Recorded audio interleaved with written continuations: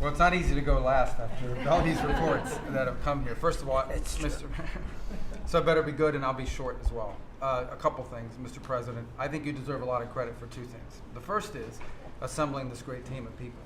Some of whom I've known for a long time, others who I've gotten to know during this period of time, but putting together a team, not just of talented individuals, but that work well together, is something never going to be reported on in the media or fully seen, but it happens every single day. For the most part, I interact with almost everyone around this table at some level, and because of Secretary Kennedy, I'm afraid to eat anything. So in front of him, yeah. He said Tootsie Rolls are okay in moderation. So. But it's a great team. And here's the second, and I tell this to people all the time. This is incredibly rewarding service, and you hear it in everyone's voices. Traditionally, in the past, and it's one of the problems we got in as a country, is presidents would say, okay, let's go do something, and then they would have to do a study, and then a study on the study, and then a long internal deliberative process, and by the time you got to it, it was too late, or somebody had forgotten it. In this administration, it's moving. You know the direction, because you know why you were elected. The American people elected you very clearly, and basically, it's measured, I used to say by days and weeks, now it's measured by hours and minutes, but action is happening. And that's what people want to see. And I'm going to talk about foreign policy in particular, because I'm not sure this is fully appreciated. This president inherited 30 years of foreign policy that was built around what was good for the world. In essence, the decisions we made as a government in trade and foreign policy was basically, is it good for the world? Is it good for the global community? And under President Trump, we're making a foreign policy now was it good for America? I was appointed by you and confirmed by the Senate to be the head of the United States Department of State. Not the World Department of State, not the Global Department of State, the United States Department of State. And what that means is our foreign policy is guided by three things. Does it make America stronger? Does it make America safer? And does it make America richer? If something doesn't do one of those three things, and hopefully all three of those things, we're not doing it. Now, we went out and hired a consulting firm to help us organize ourselves. Luckily, they were free. They're called the Department of Government Efficiency. And they helped us do a couple things. Number one is our foreign aid. We were funding some crazy stuff. Crazy stuff. You tell me, how does a puppet show in some country around the world make us stronger, safer, and more prosperous? So we got rid of puppet shows and a bunch of other things. I'm sure there were very good puppet shows. And I'm sure that a bunch of charities in the world can go pay for it, but the American taxpayer should not. We've also, by the way, Mr. President, under your direction, reorganized the Department of State.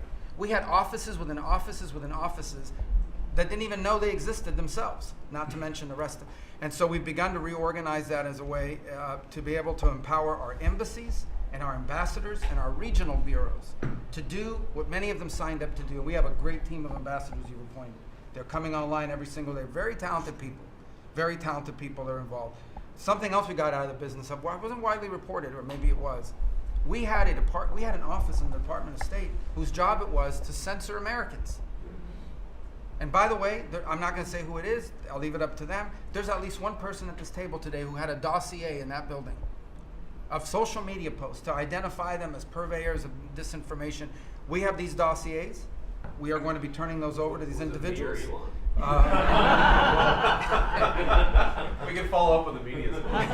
Well, we are going to turn over these dossiers to the individuals, and they'll decide whether they want to disclose it or not. But just think about the Department of State of the United States had set up an office to monitor the social media posts and commentary of American citizens to identify them as vectors of disinformation, when we know that the best way to combat disinformation is freedom of speech and transparency.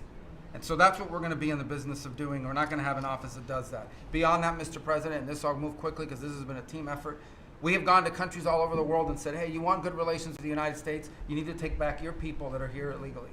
And we've had historic cooperation. Beyond that, and I say this unapologetically, we are actively searching for other countries to take people from third countries. So we are actively, not just El Salvador, we are working with other countries to say, we want to send you some of the most despicable human beings to your countries. Will you do that as a favor to us? And the further away from America, the better, so they can't come back across the border. I'm not apologetic about it. We are doing that. The president was elected to keep America safe and to get rid of a bunch of perverts and pedophiles and child rapists out of our country.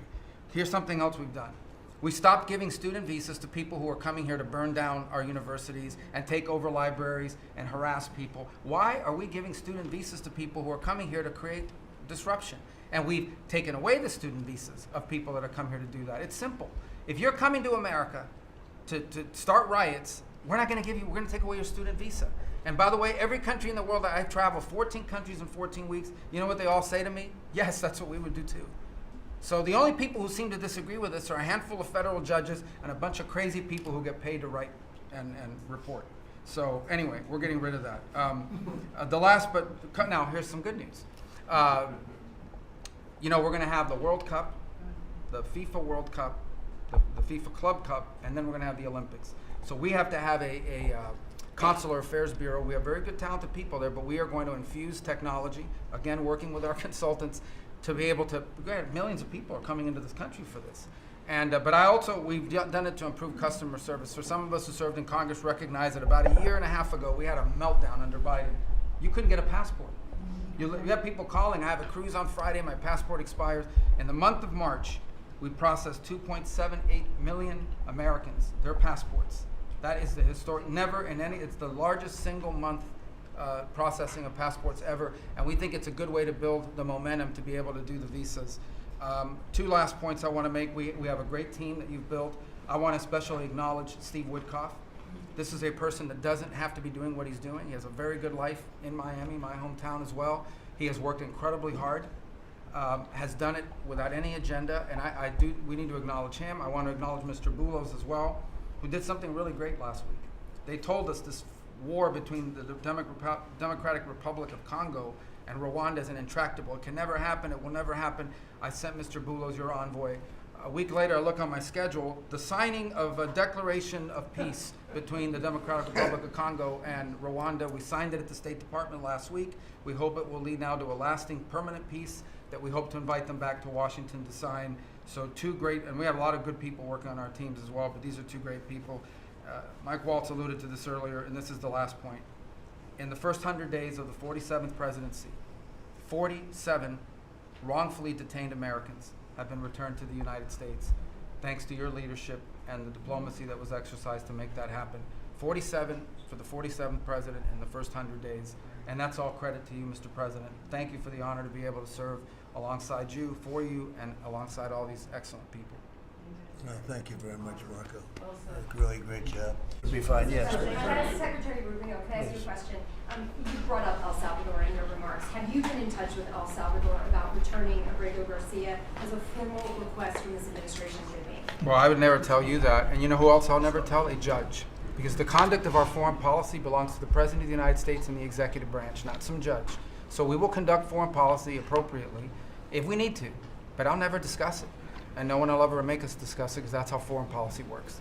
Mr. President, yesterday you told ABC News, Mr. President, you told ABC News yesterday that you could get Abrego Garcia back if you wanted to. Do you think President Bukele would turn you down if you made that request? I really don't know. I know that he's been a great friend of our country. He's gotten a lot less money than this would take from us if we were going to build these jails and do what he's doing. And they run a very professional operation. I don't know. I haven't spoken to him. I really leave that to the lawyers, and I take my advice from Pam and everybody that is very much involved. They know the laws, and we follow the laws exactly.